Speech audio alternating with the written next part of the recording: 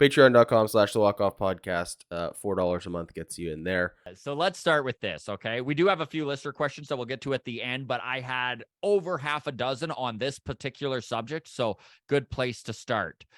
International free agency took place this weekend, and man, the hype train for Emmanuel Bonilla is already full steam ahead. What can you tell us about the newest member of this Toronto Blue Jays organization?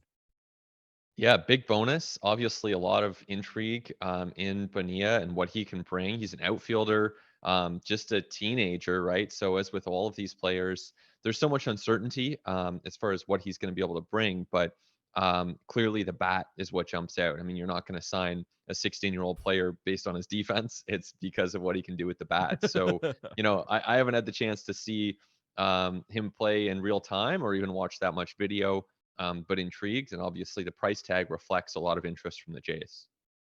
The international free agent process is an interesting one. Can you go through it for those of us who are unaware of how this works?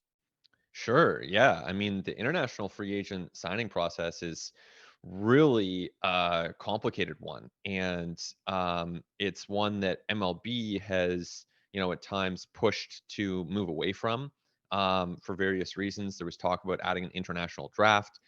Logistically, that's incredibly tough to do, but the current system doesn't work very well. I mean, it's got a ton of issues. You've got young players being scouted from the age of 11, 12 years old, facing all kinds of pressure to perform because they can be signed as soon as the age of 16.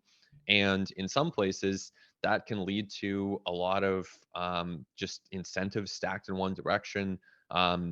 It can lead to some mistreatment of these children, which is obviously very problematic.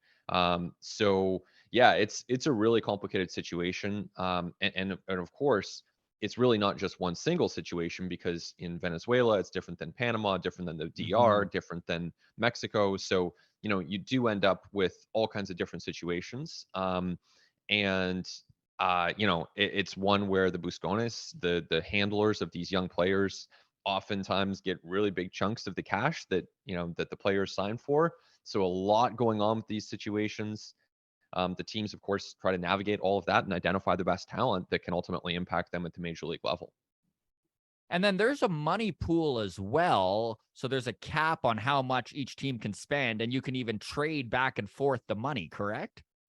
Yeah, exactly. So, if you're a team looking to operate in this realm, which, of course, teams should, that's a very efficient way It's where for Vladdy teams. came from. Exactly, exactly. I mean, just look at the team Dominican roster for the WBC, for example, or the Venezuela team, and it's like there's a lot of talent to be found in those countries. So you really, you have to operate in those places, and yet there's a set of rules by Major League Baseball because the owners don't want to be spending 30, 40, 50, 60 million dollars on each young kid that comes along who's really promising. So they have established these rules. These players, of course, are not part of the union, so there's nothing that they can really do to push back against them. These limitations exist, and what happens is teams then have to stay within those limits. And depending on what happens, for example, with their major league free agents, that's going to impact their total pool as well as what they do from a trade standpoint, because you can trade some of those dollars around. I know it's so interesting because even when you look at the Jays in particular, Emmanuel Bonilla, so much hype and a lot of talent, 16 years old, but 90% of that money pool was put towards him. So it seems like almost the strategy with a lot of these organizations is pick the guy that you think has the most possibility of hitting and then take a bunch of like flyers on other guys, right? Yeah, I think that seems pretty accurate. Like it's almost like a stars and scrubs approach where it's like, okay, if we want to get this big guy, then that's going to cost, a huge chunk of the pool. And we've seen that before. The Jays, of course, did that with Vladdy, worked out great. Mhm. There have been Right. other times where they've maybe spread it around a bit more. Kirk wasn't a big bonus guy. Moreno, when they had him, wasn't a big bonus guy.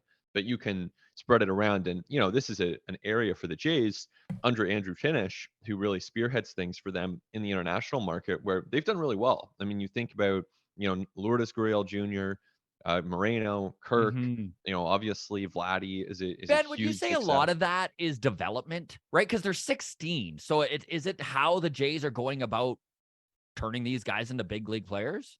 I think there's no doubt there's some of both for sure, because even with Flatty there was development for him from the time that he arrived in their system. It's not like he arrived as a finished product or even arrived in the majors as a finished product. So no doubt there's some combination of both things. Hard to pinpoint, but you need that initial talent. You need some sort of skills, whether it's bat speed, foot speed. You need some raw tools to work with, and the Jays have found players who have those raw tools.